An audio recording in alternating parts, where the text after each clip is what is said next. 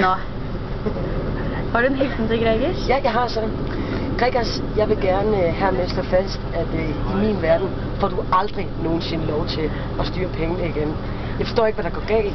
Næste gang, så vil jeg foreslå, at vi får Ribe Lund til at styre dem. Altså, det... Hvad tænker du på? Altså, fuck sake. Jeg bliver nødt til at få det ud, fordi du fandme er tosset nogle gange, altså. Okay. Kom lige med nogle flere kommentarer. Hvad mener du? Vær nu ærlig. Gregers, I have to trust in you. Sagde han ikke før. Han er sådan en svin der til. Har du noget at sige? Nej, jeg kan bare skratte. Ja. We love you.